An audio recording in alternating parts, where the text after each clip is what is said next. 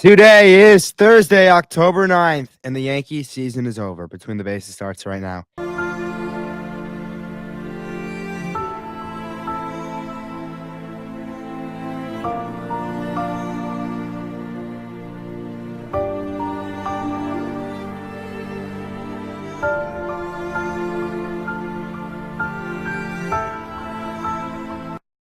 Hello, everyone, and welcome back to an episode of the Between the Bases podcast. I'm by myself today. I opted to go by myself today. Obviously, devastating loss last night for the Yankees. I could have done it with Micha. I could have done it with a bunch of other Yankee fans, but I wanted to let my emotions out. Just me. Just me. And we'll start. Yes, the Yankees had a great season. We'll recap the season. We'll live the highs. We'll go through the lows. We'll recap what happened this last week. We'll recap the wild card series to a degree. We're just gonna relive the Yankees, and we're gonna be sad, and we're gonna have a bunch of off-season episodes coming up with the Yankees that we're gonna talk about in later. So I'm gonna touch on that a little, but here we go. Let's start off with the rant, right? Obviously, the Yankees were not a good team, right?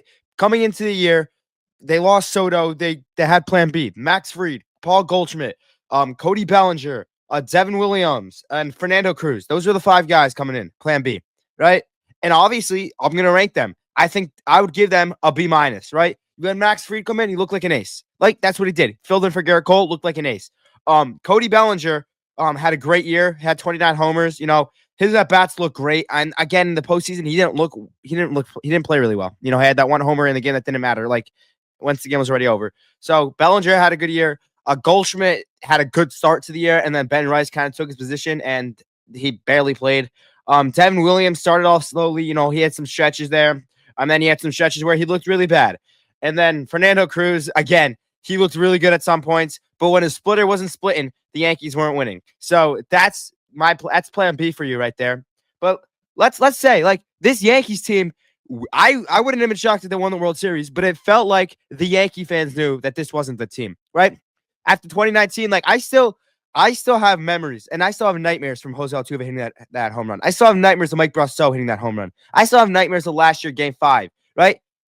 What happened in this series, I'm going to forget, right? Because, they lost to the Blue Jays. Yeah, I'm going to forget everything that happened in this Blue Jays series because at the end of the day, the Yankee fans didn't get their hopes up, right? They got killed, and, a lot of people say, the Yankees lost the series. But let's give the Blue Jays a round of applause because I don't like when people say, the Yankees lost this series. They played bad. The Blue Jays just outplayed them. The Blue Jays just simply outplayed them. And they deserve a round of applause. They do everything the Yankees couldn't do. They put the bat in the ball. They play good defense. They don't rely on the home run. In the Yankees, it's home run or bust. So if you're getting those games where you're hitting the home runs, great. You're going to beat everyone. Unfortunately for the Yankees, those games haven't happened in the playoffs. So put the bat on the ball. And yes, I said earlier that I don't think it's going to work in October with the Blue Jays do, what the Brewers do. I'm wrong, okay? I'm going to come on here and I'm going to admit I was wrong. I didn't think the Brewers, the Blue Jays had a chance. I was wrong. I said that. I probably said it in July. I was wrong. The way the Yankees play baseball cannot keep on going. These analytics could care less about the analytics. I could care less. Why? Because Trent Grisham has 32 homers and 9 doubles. That's why he should be the leadoff guy every day in the postseason. His at-bats look horrible. Trent Grisham played horrible. And Ben Rice didn't play? Yeah, Paul Goldschmidt should bat against a lefty. But the analytics tell you, no. Austin Wells, what are you doing first pitch last night? You had the bases loaded, a chance to tie the game. Jeff Hoffman wasn't throwing any strikes. You swing first pitch and pop up. Come on. I'm tired. I'm sick and tired of coming on here every October and saying, yeah, man, Yankees just didn't have enough. You were simply outplayed. You want to know why you were outplayed? Because this team had no fight. This team had no heart. It wasn't like the Blue Jays were world beaters against you guys. They were putting the bat on the ball. They were doing things right. And you guys couldn't defend against that. They couldn't play defense. Jazz Chisholm has to turn that double play last night. The offense wasn't responding. Yes, you could say, the pitching gave up 10 runs. The game was 2-1 game 1. 2-1 in the 6th inning. Aaron Judge strikes out with the bases loaded. You score 1 run. You get the base loaded, nobody out. You score 1 run. 1 run. Go back to the wild card series. I know they won, but game 1, bases loaded, nobody out. You scored 0. 0 runs. 0. And you're saying, yeah. And then you got Aaron Boone last night saying, I think we're a good team. No, you weren't a good team. You were not a good team. And anyone saying, the Yankees were a good team, sir, is lying. Because the season was over once they lost in Miami. Once they blew that game that Friday night in Miami, that was it. That was the season. And they fooled you. They brought you back in. by beating up on all these bad teams. But that Friday night in Miami was rock bottom. That was the last game the Yankees played that mattered. Because everything else after that was they were beating up on bad teams. They were giving you hope, and at the end of the day, that was the end of the season. The season ended there. And smart Yankee fans know that. Smart Yankee fans know that was the last day of the Yankee season. Because after that, nobody believed in this team. And then, yes, you get on the bandwagon. You go to October. Anything can happen. And they're like, oh, yeah, it's a crapshoot. It's not that much of a crapshoot. There's a reason why last year the top two teams in both conference went to the World Series, and you were one of them. You ran through the league last year. But, yeah, it was a crapshoot. You were the best team last year in the AL. Why couldn't you do that again this year? The Blue Jays, the way the Blue Jays go about business, take a lesson out of their book. Put the bat on the ball. They don't rely on the home run. Yes, they have guys that will hit the home run. Vladdy outplayed you guys this year. Vladdy is the Yankees' daddy. I mean, the Yankees are. I'm ashamed to be a Yankee fan. I'm ashamed. What are we doing? What are we doing? And if Boone comes back next year, I don't know why he should come back next year. They asked him to say, yeah, I'm under contract. Aaron Boone should be fired.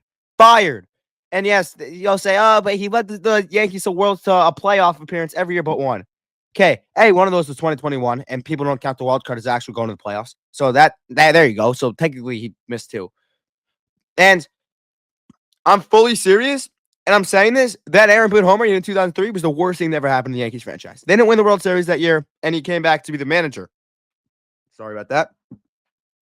Like, Aaron Boone has been horrible. His decision-making has been horrible. He doesn't get the boys hype. Like, people say, oh, yeah, but he's a puppet. The Yankees need a new voice. He doesn't stick up for the boys, you know? He doesn't yell at the boys, you know? He's like everyone's best friend. Oh, Judgy, you struck out 4 times today? Here's some milk and cookies. Here's some milk and cookies for you. No, you're not the friend. You're the manager of the team. Don't be friending everyone. And yes, but I fight against the umpires. Oh, who cares? That's the only time you show a fight. It's the only time you show a fight is fighting against the umpires. It's a shit. It's embarrassing. Embarrassing. I don't know why he's the manager of this team. Fire him. Bring in someone like Mark DeRosa or David Cohn. Some guys that actually know how to play the game of baseball. Some guys that are not going to rely on the analytics and go out there and build a team. Build a team. And here we go. I defended Anthony Volpe for a long time, right? I'm a big Anthony Volpe defender. If he's the starting shortstop next year for the New York Yankees, we're going to have a problem. We're going to have a problem if he's the starting shortstop next year for the New York Yankees. Like, we're going to have a serious problem. Because he's going to walk in there with that same batting stance, which might be the worst batting stance in the league. Like last year, they asked him, what changes did you make coming into this year? And he said, I didn't make any changes. I didn't make any changes. I think I understand pitchers now. You didn't make any changes. You batted 212 this year. 212. Yeah, that's why you batted 212. You didn't make any changes. Your batting stance is horrible. Horrible. And that defense, what happened to that defense?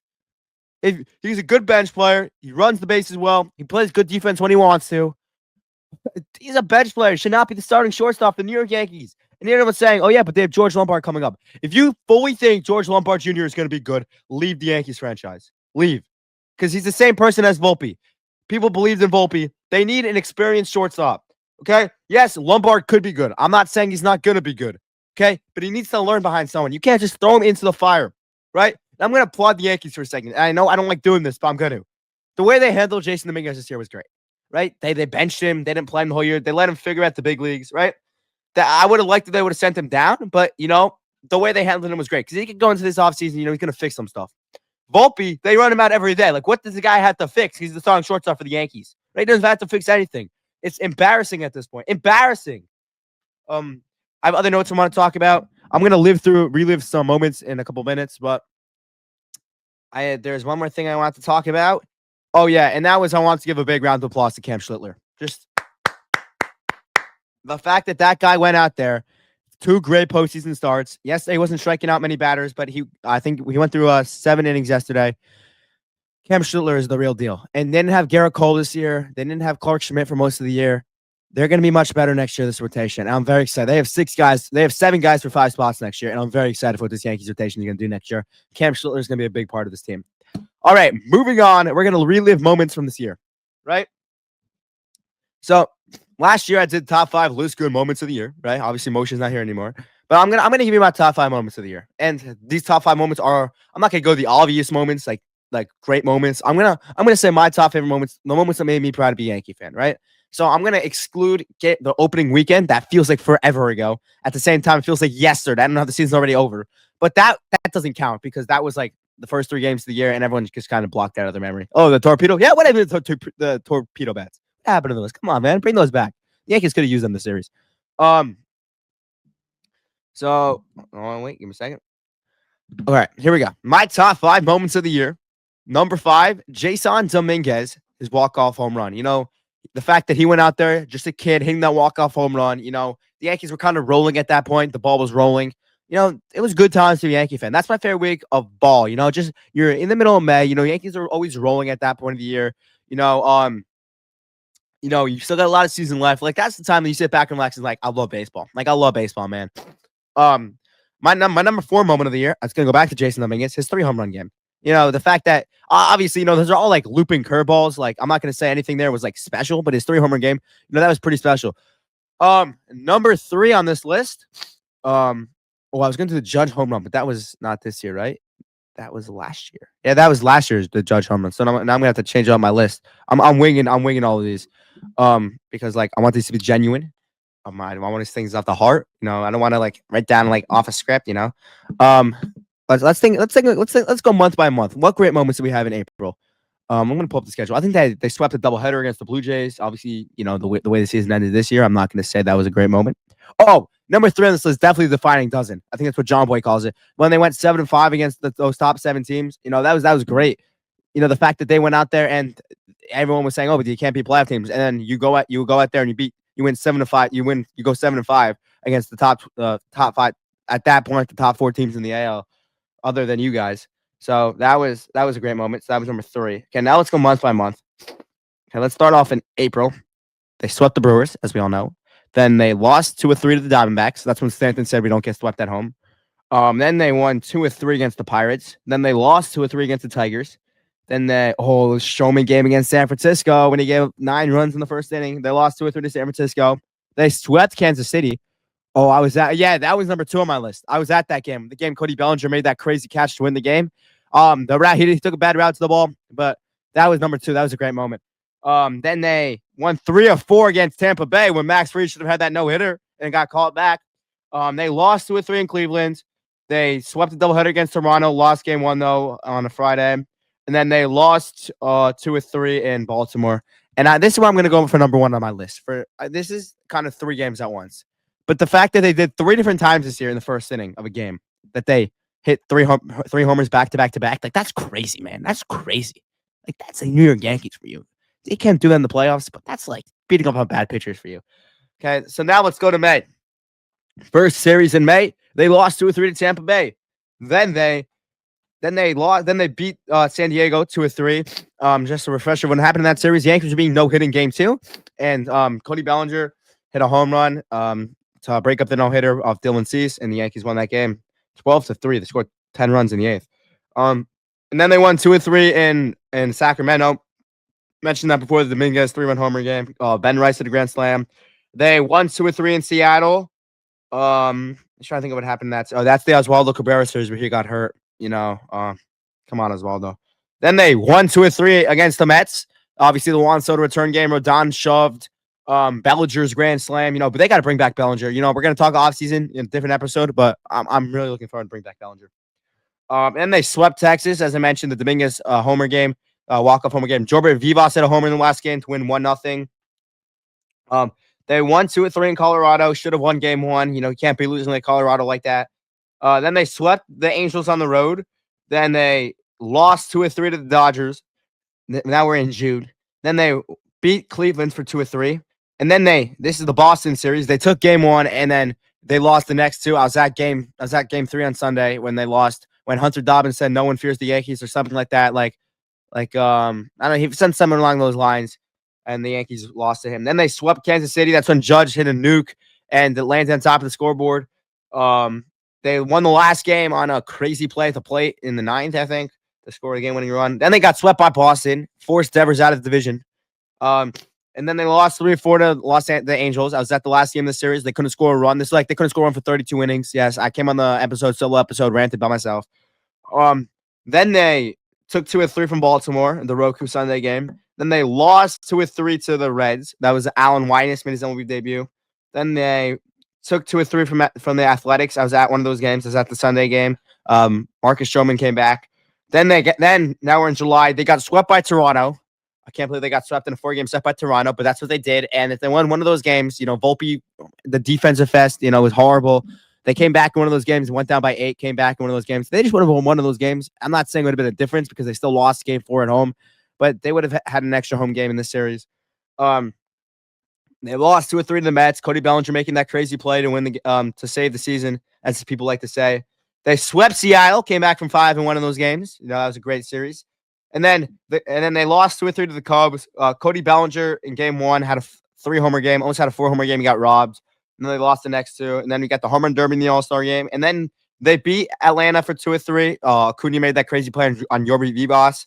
Then they lost 2 or 3 in Toronto.